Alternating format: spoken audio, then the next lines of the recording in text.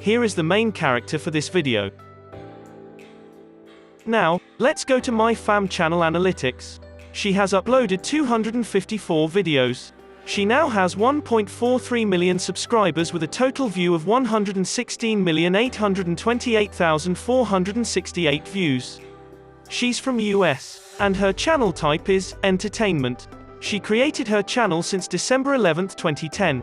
The grade she got is B+, and she ranked at 4,062nd in US and 4,360th in entertainment. Next, the daily subs for Mai is around 1.33k with a daily view of 149,169.